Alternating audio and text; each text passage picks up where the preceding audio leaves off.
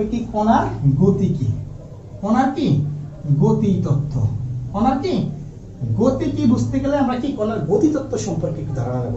এখন একটা পদার্থকে আমরা যদি ভাঙি বা তার গঠনটা যদি দেখি, একটা পদার্থ কি আসলে অসংখ্য, তাহলে দেখা যায় কি একটা পদার্থ অসংখ্য ক্ষুদ্র ক্ষুদ্র কি কণা দ্বারা গঠিত। এখন একটা পদার্থ যাতে অসংখ্য ক্ষুদ্র ক্ষুদ্র কণা দ্বারা গঠিত, ওই কণাগুলো কি করে প্রতিনিয়ত চতুর্দিকে ছুটাছুটি করে, কি করেন ছুটাছুটি করে। এখন এই প্রতিনিয়ত চতুর্দিকে ছুটাছুটি করার কারণে তাদের মধ্যে একটা কি গতির সৃষ্টি হয়, ওই গতিকে কি বলে কণার গতি বলে। কথাটা বুঝতে পারছি? আবার বলি কণার গতি কি, আমাদের পদার্থ অসংখ্য ক্ষুদ্র ক্ষুদ্র কণা দ্বারা গঠিত, আর এই কণাগুলো প্রতিনিয়ত চতুর্দিকে কি করে ছুটাছুটি করে। এখন যাকে কি বলে কণার গতি বলে, বুঝতে পারছি? এখন এই কণার গতিটা মূলত কি তাদের কি কণার উপরে ডিপেন্ড করে। কণার সংখ্যা যত বেশি হয় তাদের কি গতিটা তত কি হয় কম হয়, আর কণার সংখ্যা যত কম হয় তাদের কি গতিটা তত কি হয় বেশি হয়। এখন তুমি এই জিনিসটা জানতে গেলে তুমি জানতে হবে কি কঠিন পদার্থের কি গঠনটা দেখতে হবে।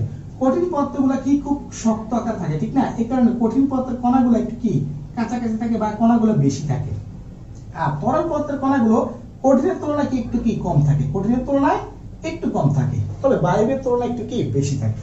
আর বায়বীয়টা যদি আমরা দেখতে যাই এগুলো আরো দূরে দূরে থাকে, ঠিক না? এখন তার মানে বুঝতেছি আমরা কি কঠিন পদার্থের কি কণার কি দূরত্ব কি কম। কেন দূরত্ব কম? যেহেতু কি কণাগুলো কি সংখ্যা বেশি, সেই কারণে কি কণার দূরত্বটা কি হয় কম হয়। আর তরল পদার্থের কি কণার দূরত্বগুলো কি একটু বেশি হয়, কার তুলনায় কঠিনের তুলনায়। আচ্ছা, তার মানে বুঝতেছি কঠিন আর কি তরলের ভিতরে কোন পদার্থের কি কণাগুলোর গতি সবচেয়ে বেশি হয়।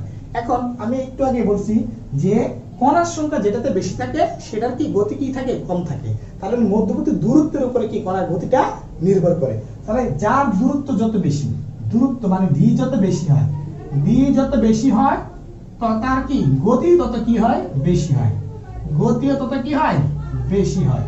এই জিনিসটা আমার কি মনে রাখতে হবে যে কণার দূরত্ব যত বেশি হবে তার কি গতিও তত বেশি হবে। এখন এই জিনিসটা হিসাব করে যদি আমি তাকাই তাহলে কঠিন পদার্থের কি কণার দূরত্ব কম, তার মানে তার কি গতি কম, আর তরল পদার্থের কি কণার কি দূরত্ব বেশি, তার যার কারণে কি কঠিনের তুলনায় তরল পদার্থের কি কণার গতিও বেশি। ঠিক একই ভাবে কি আবার তরলের তুলনায় কি বায়বীয় পদার্থের কি কণার দূরত্ব আরো বেশি, যার কারণে কি তরলের তুলনায় কি বায়বীয় পদার্থের কি কণার গতি আরো বেশি হয়। তার মানে বুঝতেছি আমরা কি বায়বীয় পদার্থের কি কণার গতি সবচেয়ে বেশি, আর কঠিন পদার্থের কি কণার গতি সবচেয়ে কি কম। আশা করি ক্লাসটা বুঝতে পারছি।